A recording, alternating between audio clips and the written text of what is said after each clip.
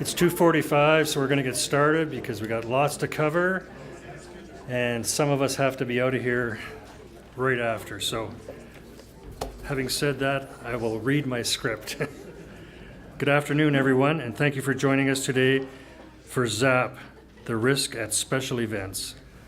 I'm Glenn George, SUMA Director for the Northeast, Councillor for the City of Melfort, and Board Member for SUMA Sure. SUMA Sure is sponsoring this session, so I'm going to give a little commercial, if you don't mind, even if you do mind. This session is sponsored by SUMA Sure. As most of you know, SUMA Sure is a liability and property insurer owned and governed by its subscribing cities, towns, and villages, offering no risk auditing, training, and solutions to our subscribers. SUMA Sure sets itself apart from the traditional insurance products. Our goal is to share information between subscribers on risk management rather than operating in a silo mentality as in the past. With 196 cities, towns, and villages subscribing to the program as of today, this shared information is vital to preventing losses and managing municipal risk. That is why we put on events such as this one today. SUMA Sure's philosophy is not just to collect insurance premiums and pay claims, but rather to attempt to prevent the losses before they happen. Before we start this afternoon, I want to quickly note that the emergency exits, the AED locations, are marked on pages 24 and 25 of your Convention 2018 handbook. We want to make sure our delegates are safe, so when you have a minute, please familiarize yourself with that information, and expect to be reminded of this a few more times throughout the convention. Your safety is of most importance to us. Please note that this session, get her in the right order here. This session is being recorded. That means if you want to speak, we need you to go to the mic. Identify yourself and your municipality and speak clearly into it when asking a question. And we only want questions. We don't want narratives leading up to the question because we don't have time for that. So when you get to the mic, please just ask a question. If you start giving a narrative, I'm going to have to interrupt rudely or not. I'm going to have to shut you down, okay? Speak clearly when asking questions. Later this month, the presentations will be available on SUMA YouTube channel. And we want those recordings to be a good resource, so when you need them, you can go to it and find out. When we plan events for our members, we try to tailor the topics and speakers for your needs. The full bios for all our speakers are available on Eventbase, our convention app, where you can see the works these folks, it's a fellow today, but these folks have put into gaining the knowledge they're going to share with you here. Please give them your full attention and be open to how their information can apply to your municipality. Some lessons are going to be easier than others, but I am sure everyone in this room can use these valuable nuggets of information when you go back to your cities, towns, and villages. I am now pleased to introduce our speaker, Kevin Danneman, Vice President and General Manager of K&K Insurance Canada. Kevin has more than 15 years of experience in underwriting, risk management, and sales, and K&K is a leading provider of specialty sport, leisure, and entertainment insurance. Thank you for joining us today, Kevin. Please give him a warm welcome.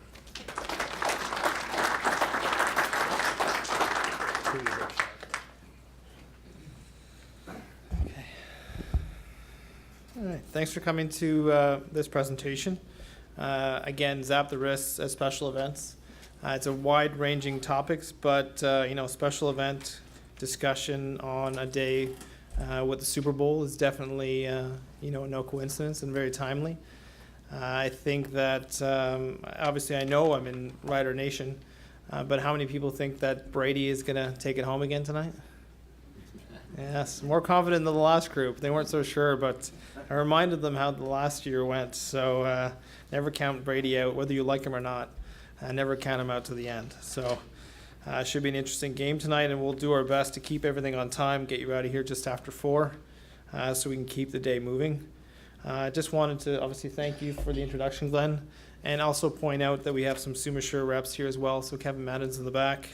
Kevin, wave your hand. There he is. Susan Fayek's here as well. Susan, wave your hand. And Rick White's here as well. So those 3 are in the back. And Murray's here as well. Yeah. That's right. Murray's back here. There he is. Yeah, there's a few of them back there. So if you have any questions on any of this, on your specific coverage through SUMA Sure, by all means, reach out to one of them if we don't get time for it today.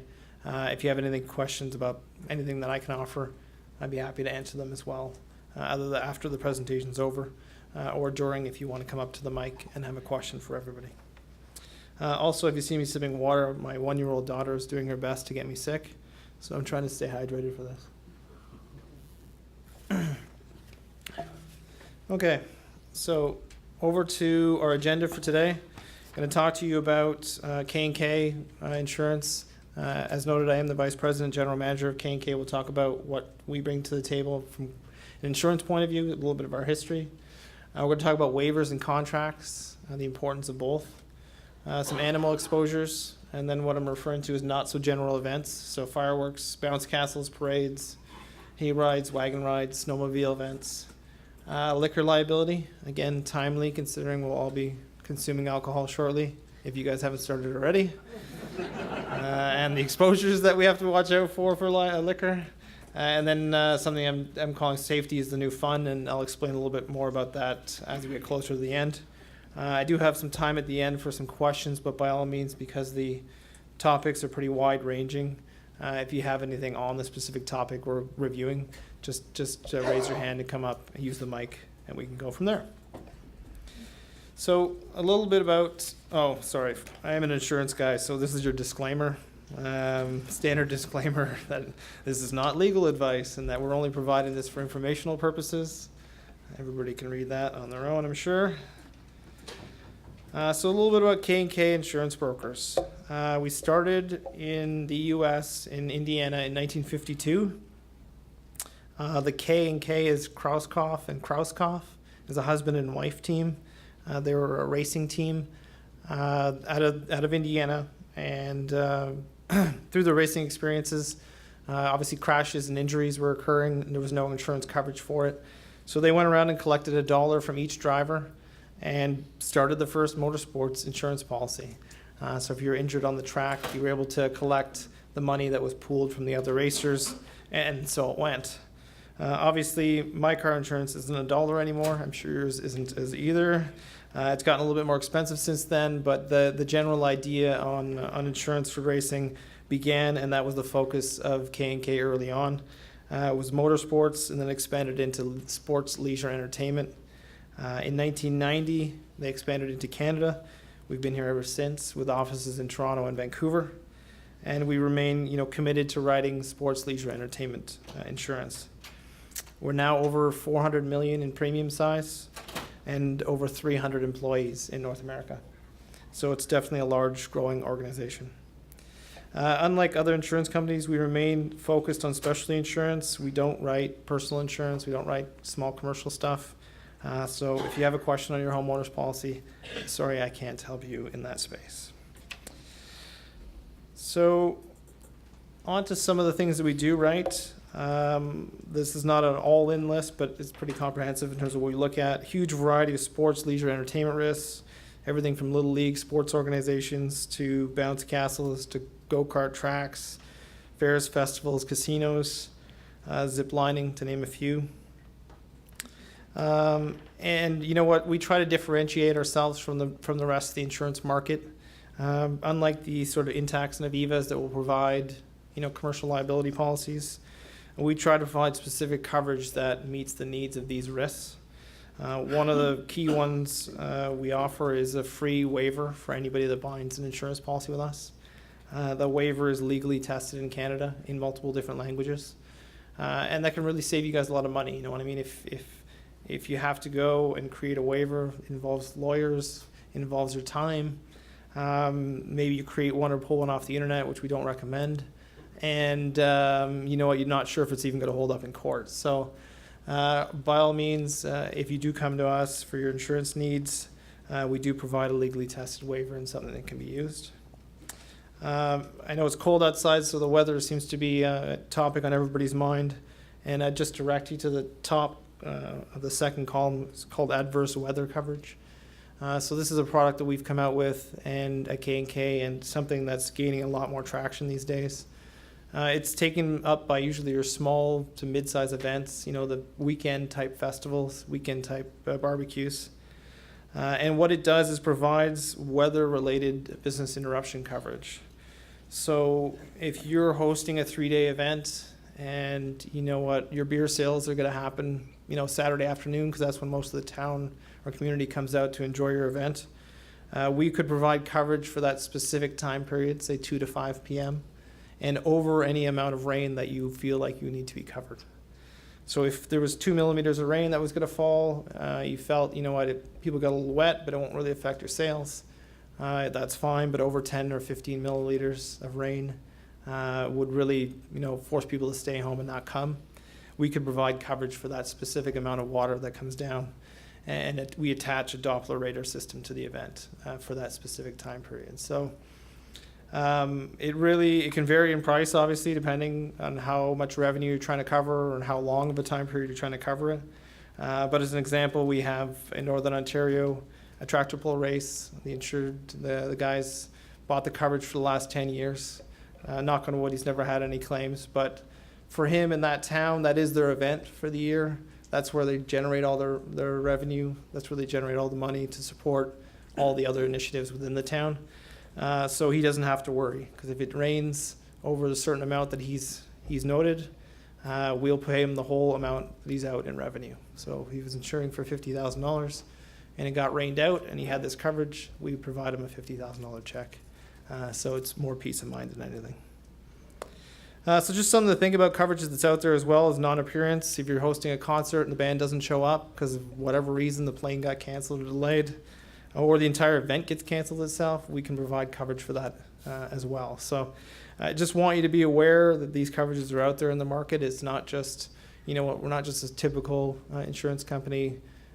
We try to provide solutions for you in that space.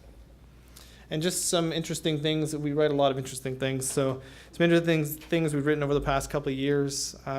Anybody following U.S. politics, I would be interested to know that we wrote the Clinton and the Trump presidential campaigns. Every event that Clinton and Trump took place was covered by us, including the Republican National Convention. Needless to say, we had a full-time staff member dedicated to that, because Trump would change his plans fairly frequently, and we'd have to come up with coverage for whatever event he tried to do that day, sometimes 2 or 3 in a day at a time. Needless to say, the policy wasn't cheap, but it definitely it's you know, something fun to be part of. We've also in the past years written the Super Bowl. It's definitely an event we've covered. We unfortunately didn't get the policy this year, but we've done it in years past. We write a good portion of the NHL. We write a good portion of the CFL as well, so please don't slip and fall at Mosaic Stadium. I'll be out a raise or a bonus, so think of me when you're getting drunk over there. And please be careful. And then we remain committed to, you know, the Canadian motorsports insurance realm. We write the Formula One race in Montreal. We write the Honda Indy Toronto. So lots going on. Our slogan is ensuring the world's fun. We ensure the world's fun. We have fun doing it. So good team with me as well. And by all means, if you need any solutions that aren't being covered right now, we'd be happy to work with you on that. So the next slide is about waivers. So before I get to that slide, who thinks that waivers don't hold up in court? Don't hold up in court.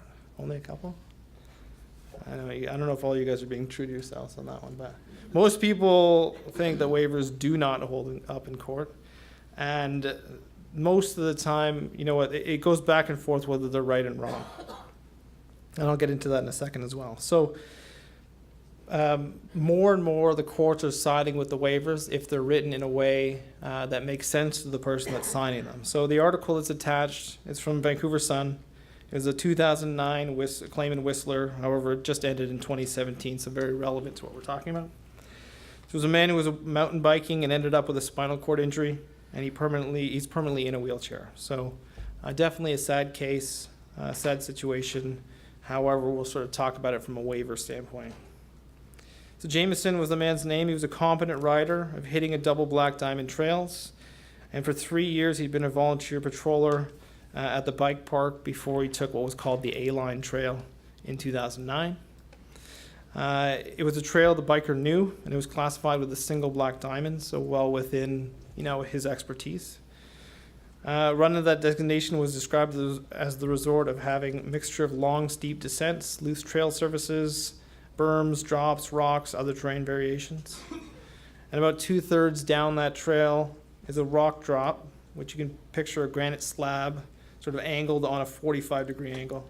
So the riders can take the slab and go down, or they can just go around it for a much easier route. He obviously went for it, considering we know what the injuries were. So before the biker used the park, he signed a 4-page agreement that waived his claims against the resort and released it from, quote, liability for any loss, damage, expense, or injury, including death. Jameson later claimed he was rushed through the signature process because he was in a lineup of people. He said he didn't know he had signed a waiver, and nothing in the ticket alerted him that biking at the park carried a high risk of serious injury. Also, at the time, his patrol led him to believe the risk was minimal. He's quoted as saying, "I had no idea that a spinal cord injury was possible, and specifically that going over the handlebars was a common mechanism of injury." But unfortunately, that's what the park patroller figured had happened when he discovered Jameson's crash. Jameson told him he tried to pre-jump the drop, which is an expert maneuver used to shave off time on the run. So not only did he decide to take the angle drop, he tried to jump right over it to avoid it in the first place.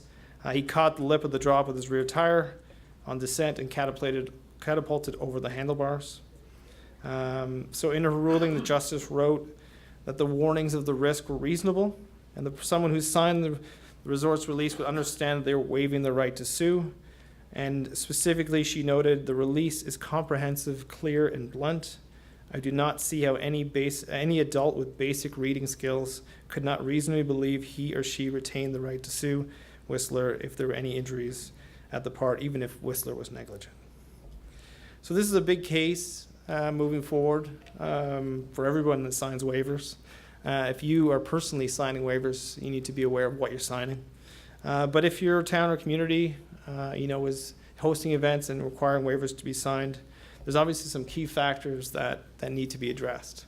Not all waivers are created equally.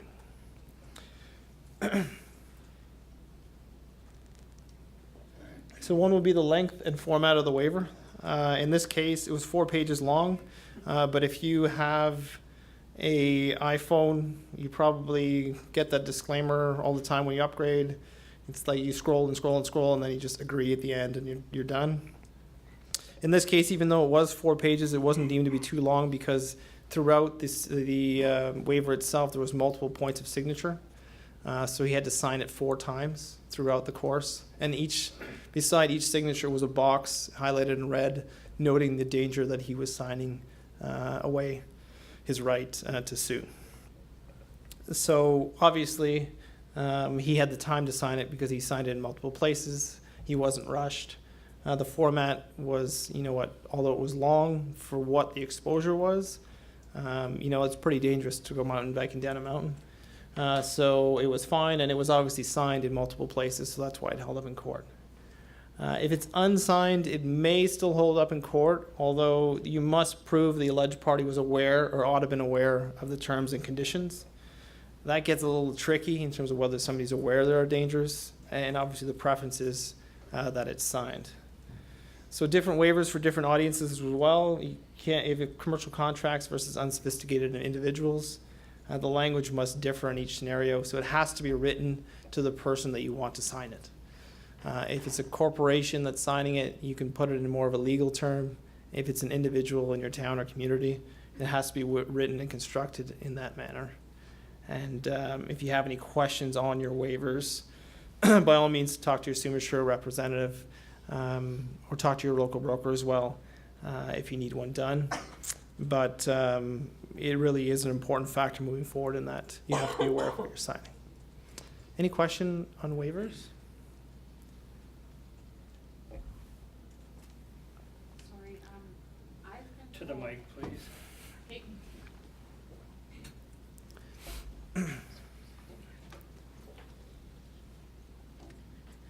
I've been told that you can't sign waivers on behalf of your children that are under 18 because you can't sign away their rights.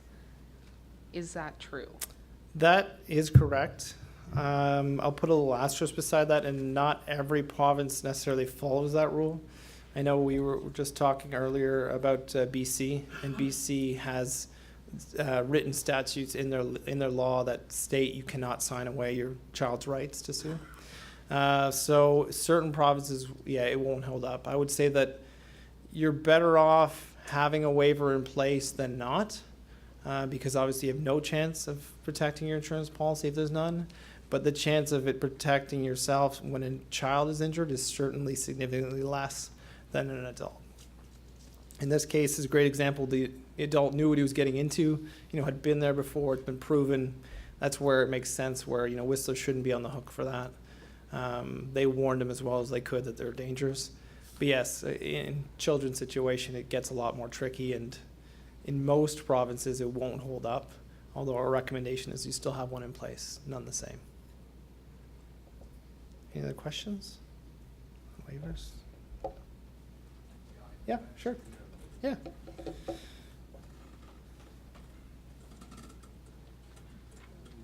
Bruce Evans from White City. For activities that are provided by the town, we have, for example, a skate park. Okay. And we post on there that you skate at your own risk and all the rest of it, but Yeah. we do not require that someone who goes to the skate park sign a waiver.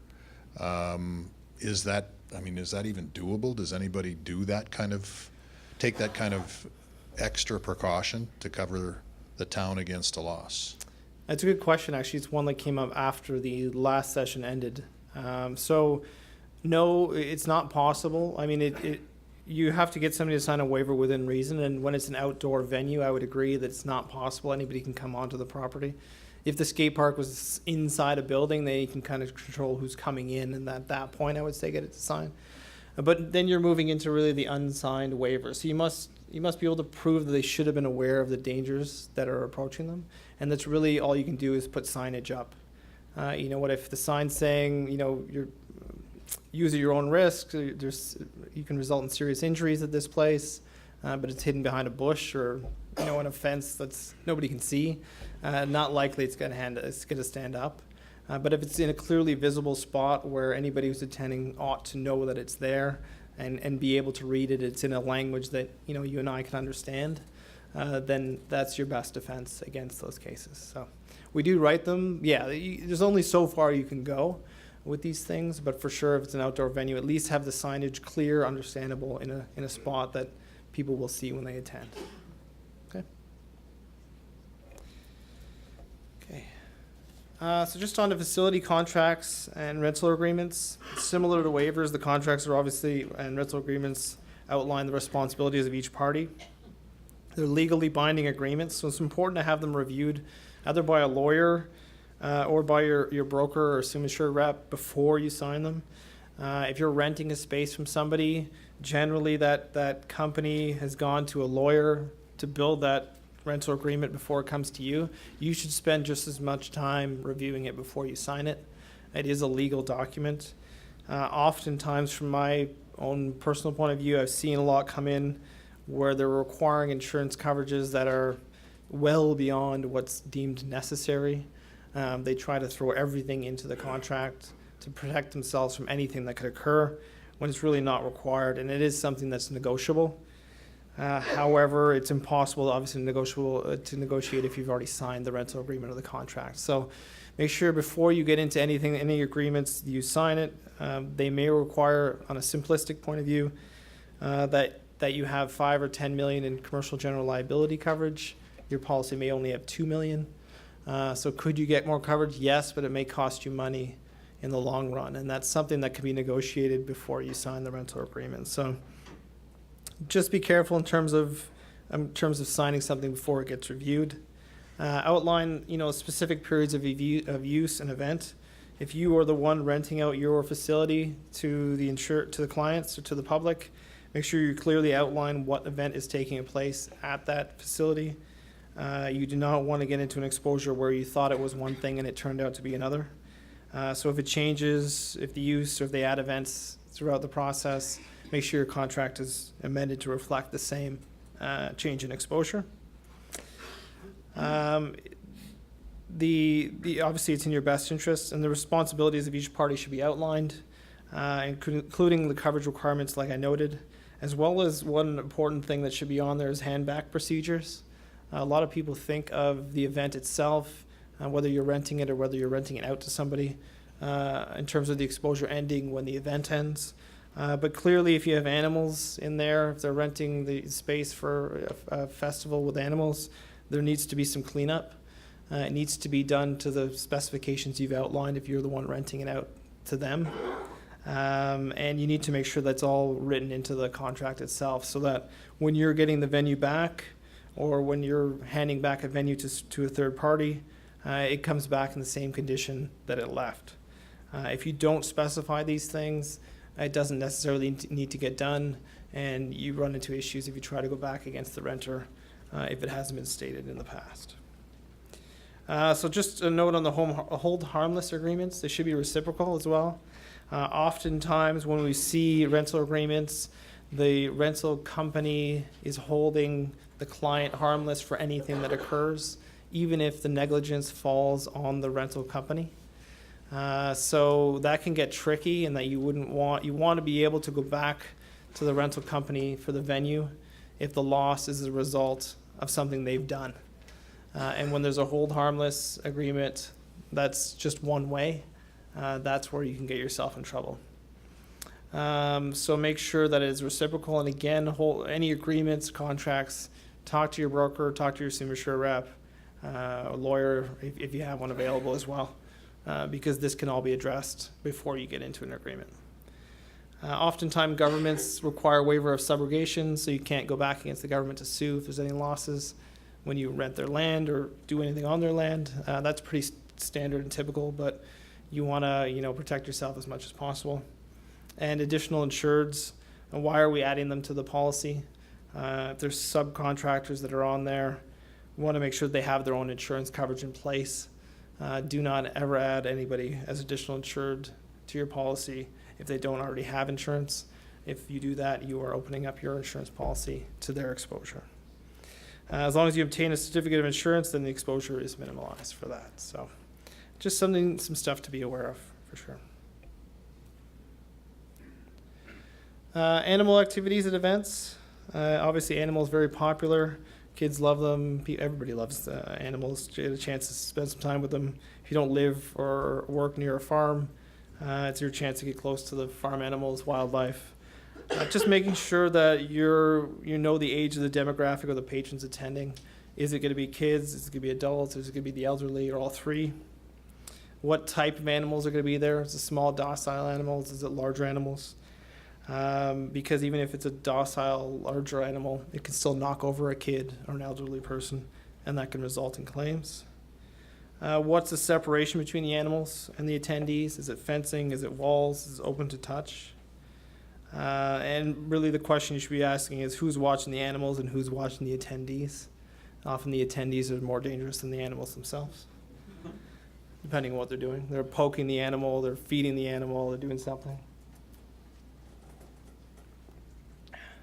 So the insurance coverage for the animal themselves is usually provided by the farm that's renting out the animals, but that's all they're covering is the animal itself, not what the animal does to any of your patrons. So make sure they have a clean bill of health. You don't want those animals to spread germs. The biggest losses you see in this area are likely, the kids play with the animals, the kids go home, they get sick, they go to school, they get all their friends sick. All of a sudden you have 10 claims come in because of bacteria that was picked up when they were at your event with the animals. So not saying you shouldn't have animals, obviously, but just things to be aware of in the event you're allowing them to be petted or touched. So no food or drink in the animal areas could affect both, obviously, the animals and the attendees. You don't want the animals to get sick either. We would definitely recommend no baby strollers, as they can get in the way, but they also, again, pick up that bacteria you're trying to avoid. Anything with material on it can pick up bacteria, and then they take it home and get sick. And as I mentioned, just make sure, if you can, don't allow anybody to touch the animals. Allergies or sickness results in claims. Any questions on any of that? Anybody have an example of an animal-related loss or issue? No? Okay. So on to the next topic, which is what I'm referring to as not-so-general events. The first one would be parades. And I'd say not so general because typically, the next few topics, they occur on an annual basis. Everybody's been to them. And it's fairly easy to get caught with exposures that are common or that occur year to year, and you don't really think twice about it. So there's always things that are changing exposures year to year. So it's important to take each one of them seriously and review the exposures year to year and how things have changed. So for the first comment, just around how does the parade affect typical emergency response services? If you shut down the main road to have the parade, can they get to somebody at the end of the parade by taking secondary roads? Could be roads that are closed. How do they get to anywhere along the parade route in a safe and timely manner? And if they can't, then you would suggest installing an EMT at certain points along the parade route so that if anything happens, they can be covered off. Obviously, this requires roads to be shut down, planning well in advance as needed. Detailed perimeter of the parade route should be completed. You should be involving local police for security. Generally, parades are large enough where you don't want a security firm handling it. It's on public roads. It should be police that are involved. And obviously, local police get involved in your local community, which is always a good thing. Establish a minimum age for walking participants. Like I mentioned before, I have a 1-year-old daughter. I certainly wouldn't want her walking the parade. She'd probably walk 200 feet and sit down, shut the entire parade down, or trip and fall and cause an injury. So minimum age for sure, and you may want to go maximum age as well, just to make sure people can walk at the pace that's required for the parade to take place. The next one is where I talk about sort of changing exposures in that, establishing standards for costumes and the risk of bad publicity. So just focusing on that topic specifically, we really moved into a digital age these days.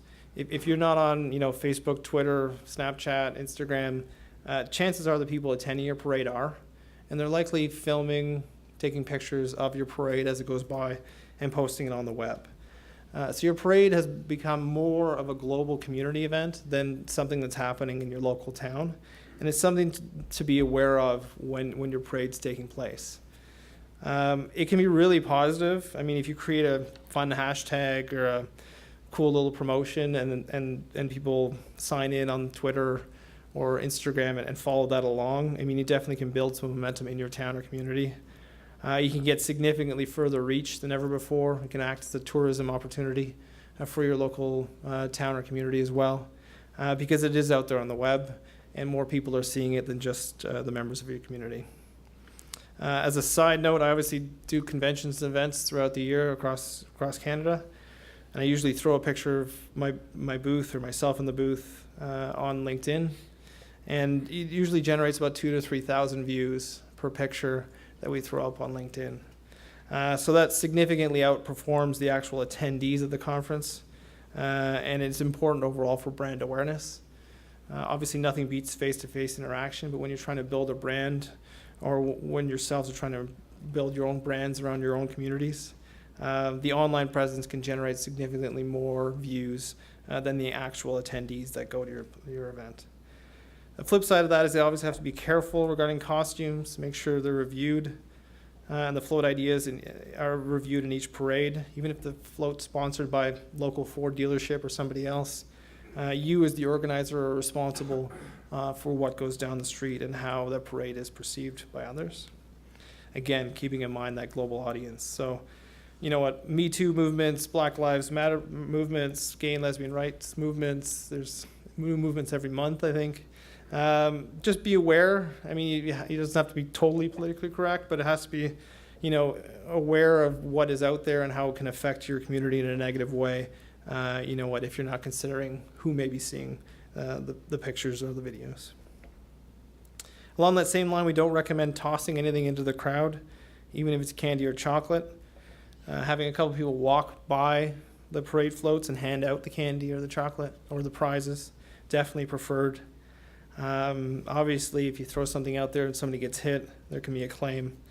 But more importantly, I don't really want to see any of your communities on YouTube where some kid gets hit in the face with a tossed item and it blows up to like 1 million views. So keep in mind that, you know, the incident itself can cause a claim. The resulting online presence can cause much more significant issues if it tends to catch fire on the web.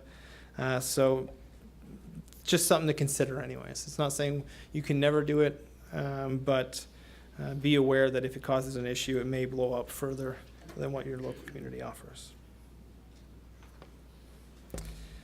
So hay rides, wagon rides as well, you know, tractor horse-drawn wagon rides, usually stop in the middle of the ride for a variety of reasons. They're crossing the road, somebody has to get off, something like that.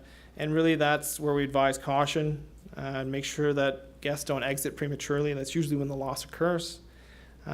Usually people think the ride is over and then they get out and that's when there's a loss. Consider adding a chain or rope across the wagon entrance exit just to keep everybody inside. Drivers should obviously look back to see what their guests are doing prior to starting the ride. Obviously, ideally, if you can have, you know, a driver and somebody watching in the back, that'd be great. But if not, consider just adding a rearview mirror to watch the guests, making sure they're not doing anything they're not supposed to be doing. And obviously, smoking or consumption of alcohol should also be prohibited. That's especially true for the driver of the hayride.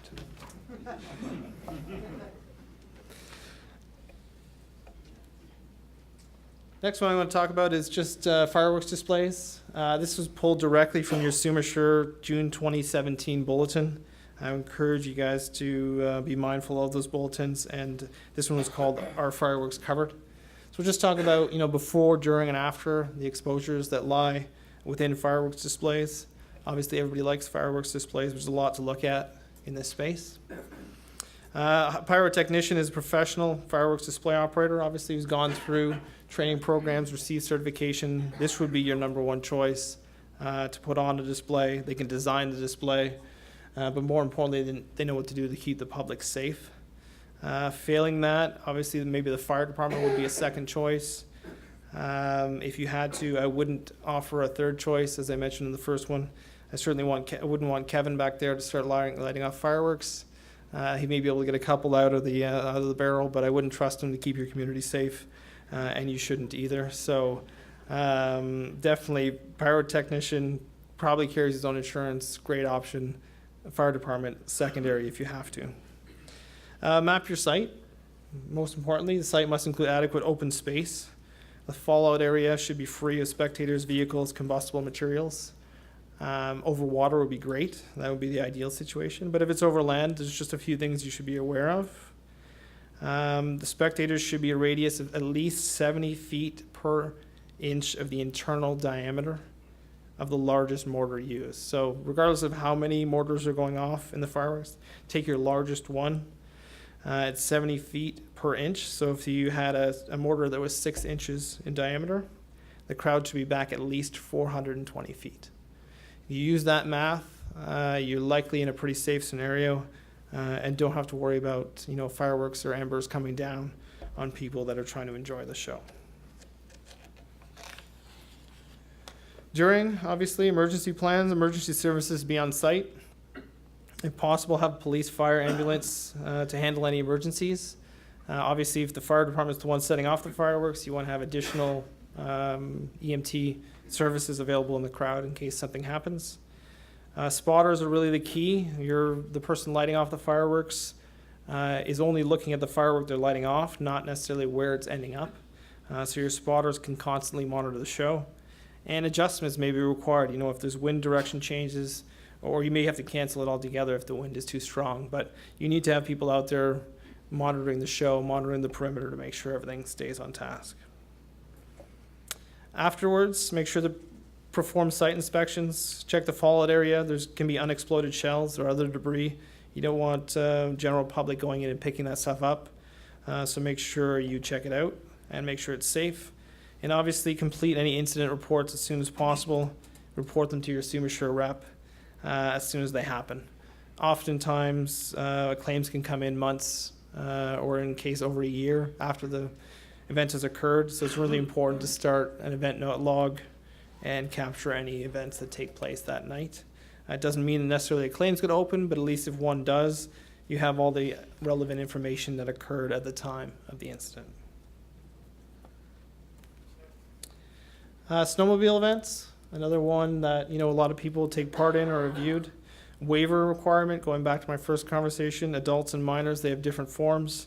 Like I said, even if the chances are less that a minor waiver would stand up, it's better to have one than not.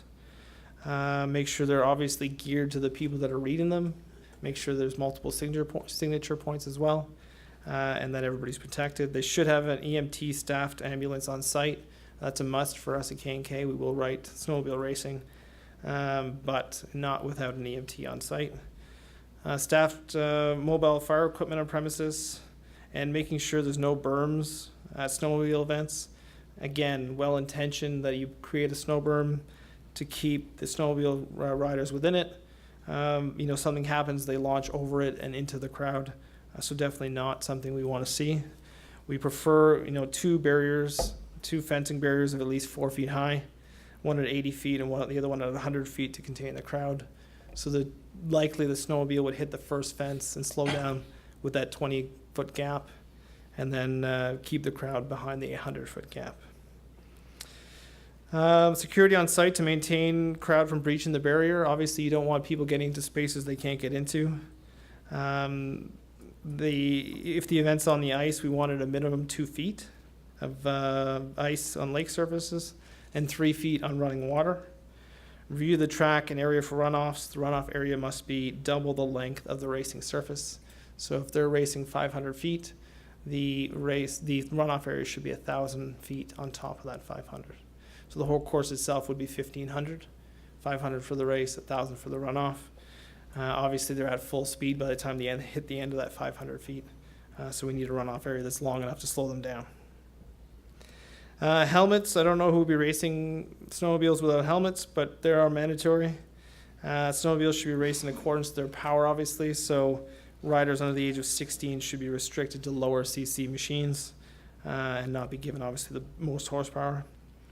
And for mud bogs, usual equipment for mud bogs and ATV, a lot of it's the same fencing, runoff, waiver, helmet, fire, EMT, but we do require 4-point harnesses. And if you are running a side-by-side race with an ATV, there should be a barrier between the two participants so they don't collide into each other. Any questions on snowmobiles? No? Okay. Next one will be Bouncy Castles. Again, a very common type risk. You see it at a lot of events around communities and towns. Some people rent them for their own backyard as well. There was reading a CNN article a few weeks ago where they talked about higher insurance costs has forced a lot of the companies out, and really that's a good thing. I mean, you really don't want the fly-by-night. They have 1 or 2 bouncy castles, don't really know what they're doing, just trying to make money on the side kind of people showing up. They found that newer operators tend to use 4 to 5 inch plastic stakes, where professional companies use 30-inch metal ones. Everybody's seen the videos of bouncy castles flying away with kids in it. That's obviously the worst case scenario, and one you want to prevent by hiring the right company who knows how to install them properly to work on your event. There's 3 sort of W's when it comes to Bouncy Castle. It's weather, workers, and warranty. Weather, again, is by far your worst enemy when it comes to Bouncy Castles. Also, everybody's guilty of it. They tend to think of inflatables as a bit of a babysitter, and you really shouldn't. Don't just drop your kids off in the castle and then go grab a drink and talk to your buddies without anybody watching the kids. Treat the inflatable as a carnival ride. You wouldn't just allow your kids onto the ride and then walk away with nobody watching. You should do the same thing with Bouncy Castles because they can cause serious injury, as I'm sure you've seen online. For us specifically at K&K, we do write Bouncy Castles, but we have minimums and maximum ages. Our application notes the maximum age is 13, and there's some maximum weights in there as well. You do not want anybody bigger than 13 landing on a 5 or 6-year-old. That's where the injuries can occur. So make sure it's age appropriate in terms of who's in the Bouncy Castle at the same time. But definitely training the right people to be monitoring that Bouncy Castle is key. So it's not just, somebody sitting on the side not paying attention. Treat it, like I said, as a ride.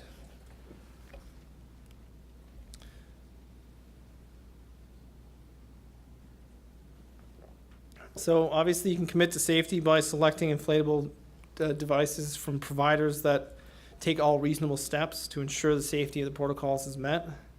Complying with manufacturer specifications is key. If it says use a 30-inch metal spike to keep it down, use a 30-inch metal spike to keep it down. This is not an area you want to cut corners.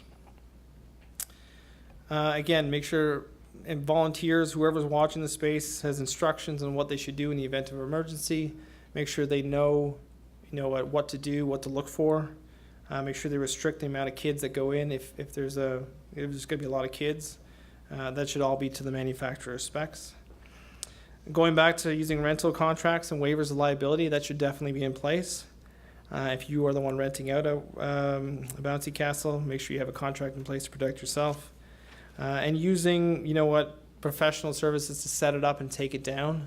You should not be the ones that set up a Bouncy Castle. The owner of the castle or the renter should come, set it up, and then take it down when the event is covered, when finished. And that way you're covered for just the event you're holding itself, not the tear down and putting up with the event. So just know the licensing and standards requirements in the industry, maintaining consistent records, keep all documentation for the period that's required. I'm not sure on Saskatchewan, we were looking into it, but in Ontario it's 2 years. They can come back to you on a BI or bodily injury claim 2 years after the event took place. So make sure, again, you're keeping records of what's occurring, when it's occurring, so that if something does come up, you have all the information handy. Okay, on to the next one, which is liquor. Again, a timely topic for Super Bowl Sunday. Just going to talk about some commercial host liability, which is really what you should be aware of. Again, thanks to White Law Twinning, our law firm out of Vancouver. They are the ones that provided this information to me. They're also the ones that did our waivers that hold up in courts across Canada. So thanks to them for this information. So what does it mean? Commercial host liability. The term commercial host liability refers to the liability of licensed establishments for over-serving their patrons. If the patrons are involved in an accident, the establishment may become involved in litigation with potentially significant consequences. So what does it mean for any commercial liquor exposure? There's a duty on a commercial host to be mindful of the patrons who consume alcohol. The duty is owed to the patron and to the public at large, which is key. It's not just the person consuming the alcohol, it's everybody else in the community as well. The duty comes from the fact the establishment seeks to profit from the sale of alcohol and well-known dangers associated with alcohol. So you are hosting an event, you are serving alcohol, you are making money on serving that alcohol. You know that alcohol affects people's ability to drive and to function. You are responsible for what occurs outside of that. We'll talk about a couple of cases in a minute on this topic. So the law requires the establishment to do what's appropriate in the circumstances to address risks by the intoxicated persons to either himself or again to the public at large. The duty is usually met when the patron gets home safely. So that's when you're required to end your duties, making sure they get home. So what I have here is a couple real cases on this slide, and we'll talk about whether you think they're guilty or not guilty. So in the first one, Jordan House versus Minot, the patron became intoxicated and was ejected. I'm sure we've all seen a buddy get tossed out of the bar at some point. He didn't drive home, which is good, but he got struck by a car while walking home on the highway. So anybody who thinks that the bar was found guilty in this case? Pretty good set of hands. You would be correct. The defendant was actually a hotel, but was liable because it served him, but failed to see he got home safely. So he didn't drive, but he also didn't get home safely. As the company who was making money on serving him the alcohol, your duty didn't end until he got home. The next one, Fever versus Briggs. Patron was struck by a car while he and his group, so 3 other people were walking with him, including his wife, who were not impaired. They were walking along a road after the bar, and he got hit by a car. This was in 2009. So who thinks the bar was found guilty? No? You would all be correct. They were not guilty. Although the bar was not liable, although the patron was highly intoxicated, he was placed in a group of 3 other people, including his wife. Maybe his wife pushed him in front of the car, I don't know. But either way, he was with his wife, who was supposed to be watching out for him, as well as two other friends. Because he was placed in the care of sober, unintoxicated people, he was deemed to be safe, and it didn't have anything to do with the bar itself. So a couple more. Newfield versus Foster. So this one was one where the patron was injured in a car accident after she drove with an intoxicated fellow patron. The pub grossly overserved 2 of the 4 members of the group, but no member of the group was sober, and they were the last to leave. The bartender did take 1 set of keys and called the taxi, but the group didn't take the taxi. Is the bar guilty? Who thinks the bar is guilty? Couple of hands. You would be correct, the few of you, in that they are guilty. The court found the pub should have asked for car keys from all the members of the group and to ensure they actually got into taxis once they left. So again, this is a legal case in Canada. That's how it played out, and they deemed the bar didn't do enough to make sure they actually got into taxis once they left.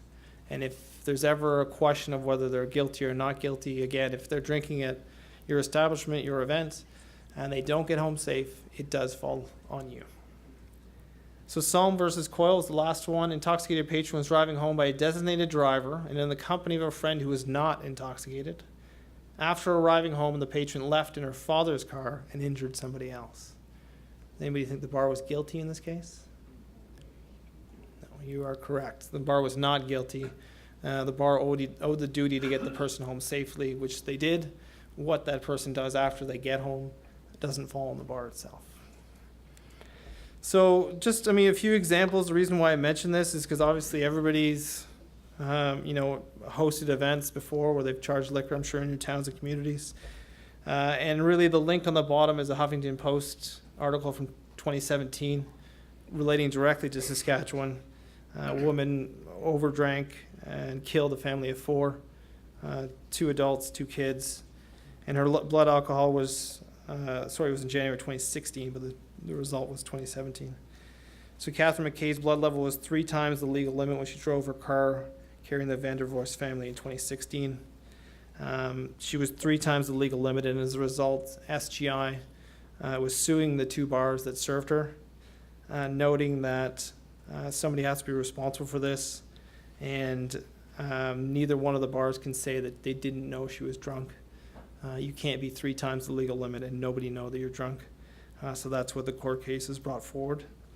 This is the first time SGI, the insurance company, has sued 2 bars or in Saskatchewan, but it's definitely happened in other provinces.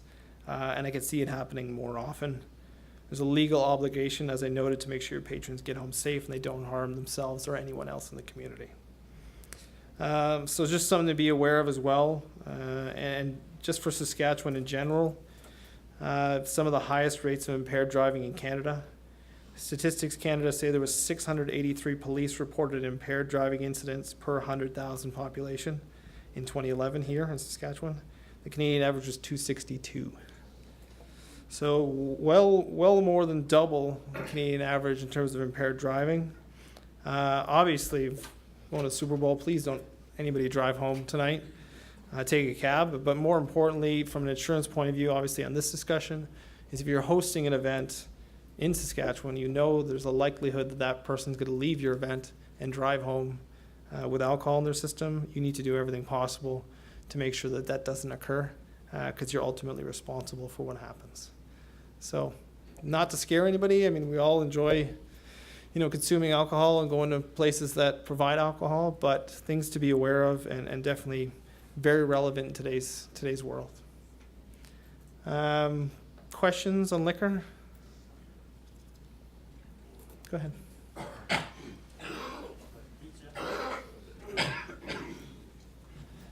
Hi, Kelly from Town of Fort Capel. Just a question in regards to drinking. Obviously, everybody has hockey players in their arenas and drinking in dressing rooms. Just want to get your opinion on that and how you, obviously, drinking in public places is against the law, and we seem to turn a blind eye on that when it comes to adults drinking in our rooms. So I just want to get your opinion on that. Good question. First of all, I am a hockey player, and yes, I do drink in the dressing room after it's done.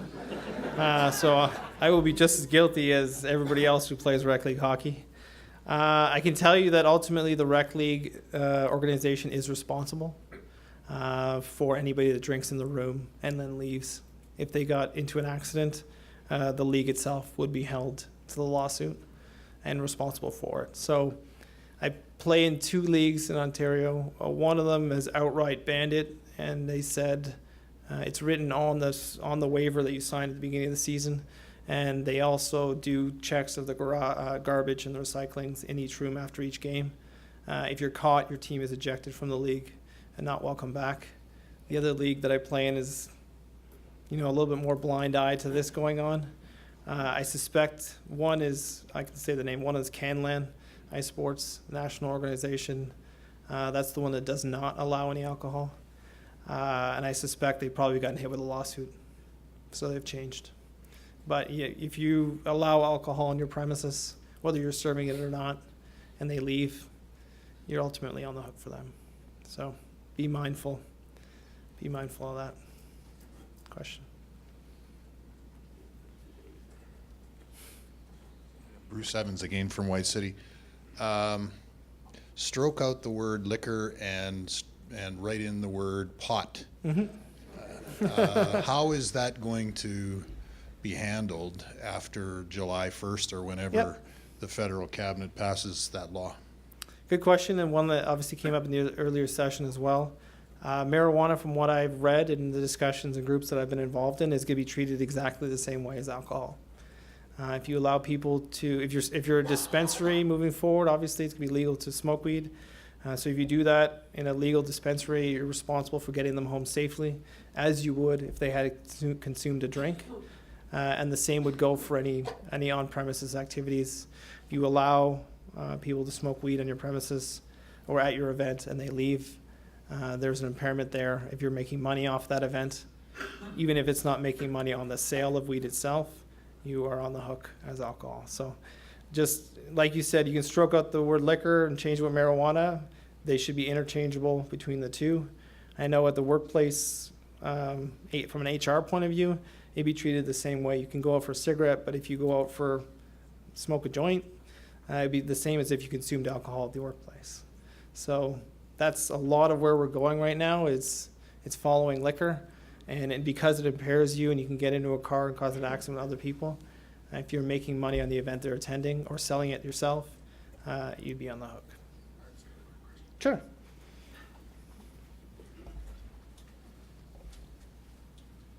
My name is Keith from Laloche, Saskatchewan. Anyhow, northern Saskatchewan is what I meant to say. Anyhow, we host annual events every year, about 3 big major events where we have a big hockey tournament, a cabaret, maybe a big bingo, all associated with this one big event. And on our poster, we put, we're not responsible for theft, loss or injury. And I don't know if that covers us at all with anything, because when we do have our liquor event, which is the cabaret, a band, whatnot, there's about 350 to 400 people that do show up for these events.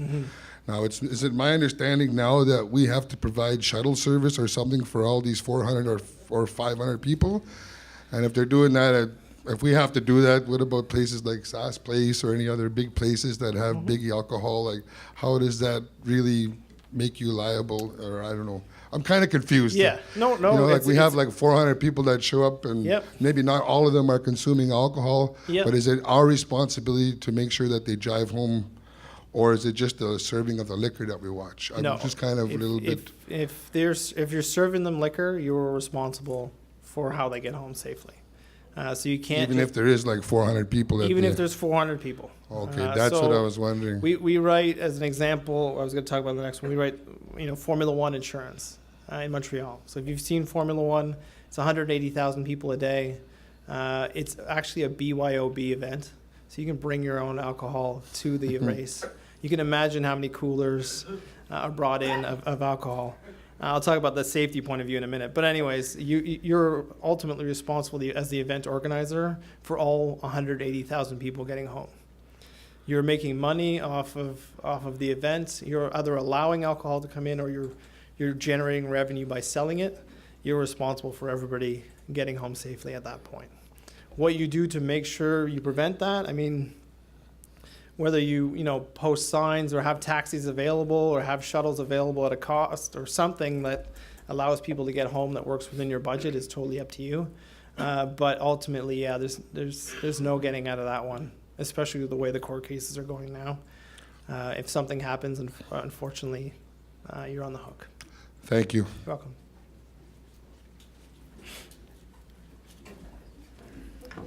I wasn't drinking.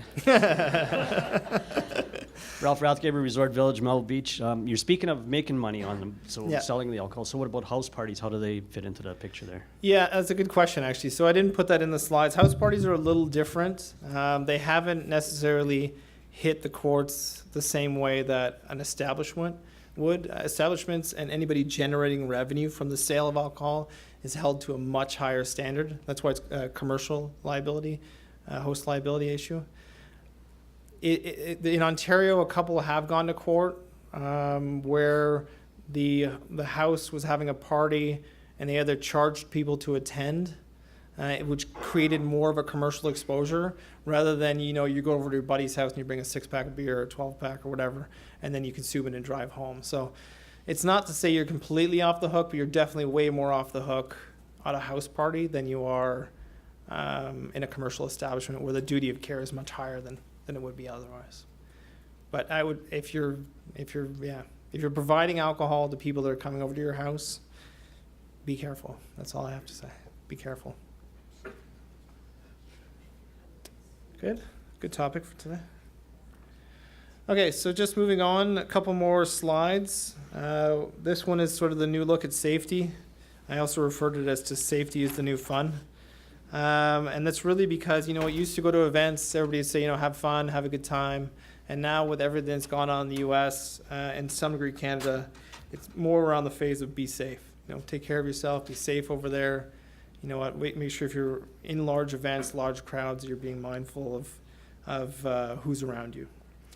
So, typically, what you'd look at perimeter reviews for safety.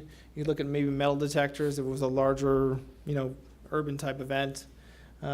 Security guards at the entrance maybe. Security inside the event or venue. People are smart serve trained. And that's kind of where you stop. You looked at what does my event or my venue look like and where does my exposure end. The new item to consider would be, you have to really expand your perimeter outside of the 4 walls. Where is the true entrance? So is it the subway, the parking lot? Where does the people start congregating together? That's where your actual exposure starts. So going back to the Formula One event, there's 180,000 people there. Everybody's bringing BYOB. They come off the subway on the island where the track is, and then you get stuck in a line that this year was 10,000 people long because they want to search everybody's bags to make sure there's no explosives in there or any issues in there. but you're in a 40-minute wait to get to that point. So you can imagine 20 people wide, 10,000 deep, getting into a venue. If anybody had come off that subway with an explosive device in their unchecked cooler and killed or injured anybody, the Formula One would be on the hook. So you can't say that, well, they didn't come in, it was outside of my event, I'm not responsible. You really have to look at the dangers. The Manchester City bombing at the Ariana Grande concert was another one. People left the venue, were heading to the subway, explosive device went off in the subway.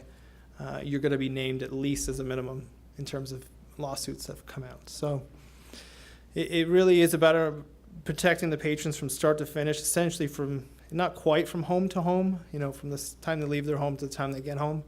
But certainly you need to be aware of other exposures that come about. We, needless to say, after the first day, had to change the entrance point for Formula One and allow for different options to get people in, because we couldn't have 10,000 people standing in a crowd with unchecked bags as they come off the subway. It was too dangerous for anybody that was attending. So really, that's one thing to consider. Something I want you to think about as well. Maybe your events are small and it's not as big of a deal, but for larger crowds, Mosaic Stadium would be one of them.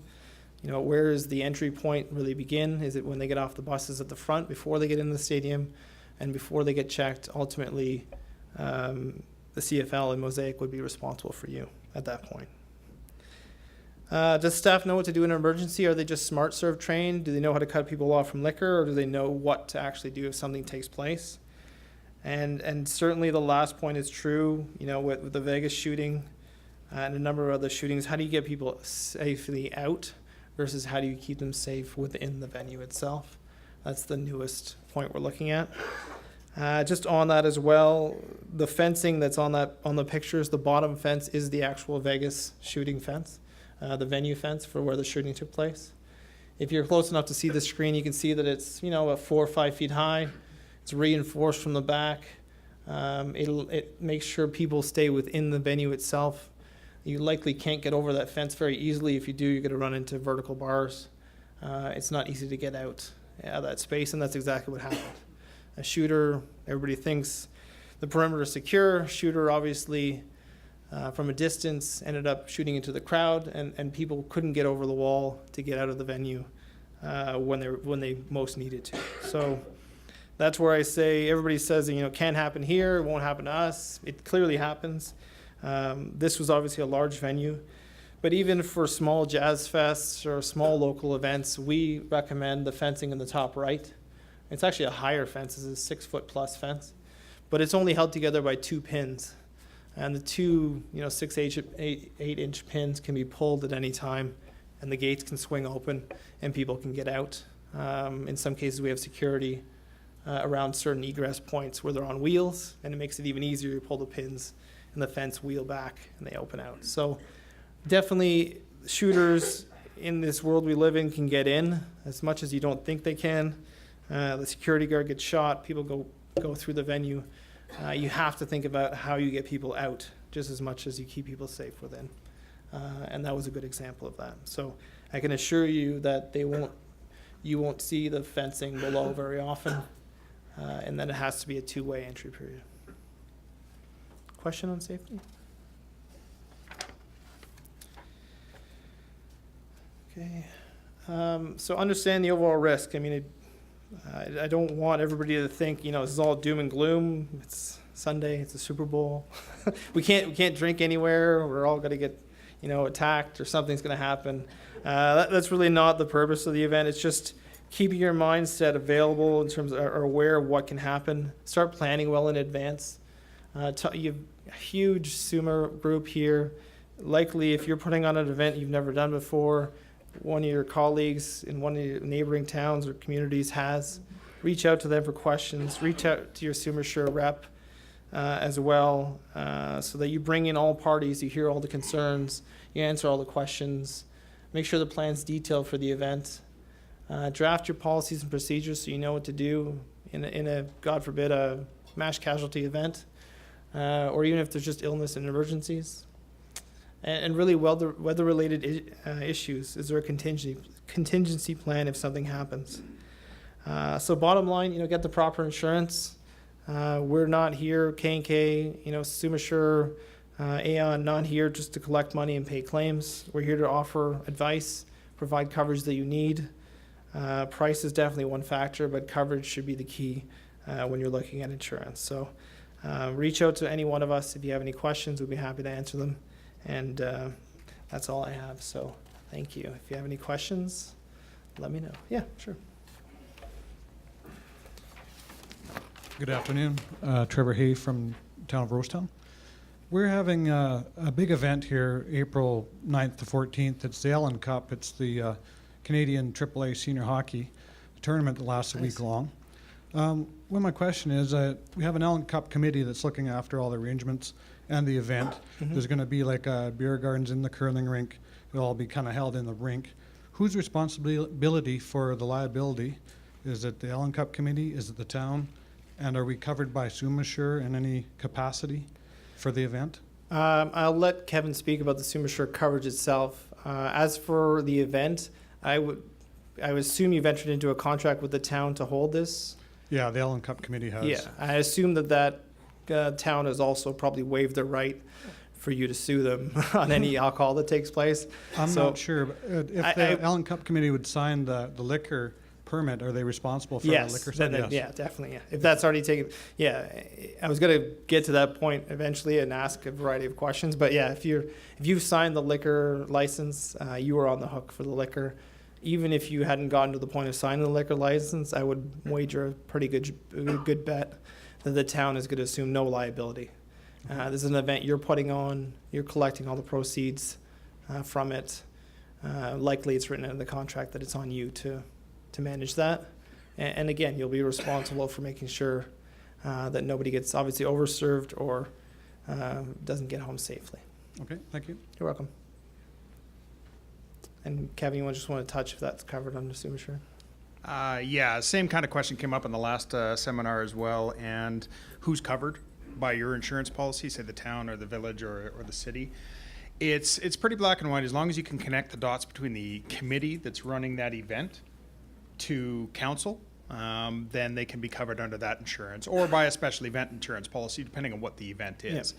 We would write it if you needed it. If it's an independent group that's running it and they're just renting facilities or using the facilities for the town, then they need to buy that special event liability. And they should actually be naming the town on that policy as well, so that your interests are covered under their policy as well. So kind of black and white. If it's run by the municipality, it's covered by the municipality. If it's run by somebody else, they need their own insurance. Cool. Good question, though. Any other questions? No? Well, like I said, I appreciate the time. I appreciate you guys having me here. If you have any questions afterwards, I'd be happy to answer them. The SUMA team's here as well, so they can answer them as well. But thanks a lot. Enjoy the Super Bowl. Enjoy the rest of the conference. Thanks, guys.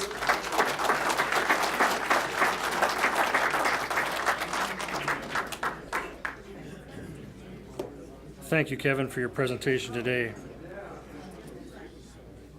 I think you opened a lot of eyes. A lot of eyes, yeah. I know you certainly did mine, and I think I know lots about insurance now, but I don't. I'd like to thank you very much for this presentation. And here's just a thank you note. Thank you. Appreciate it. Yeah, appreciate it. Thank you. Thanks, guys.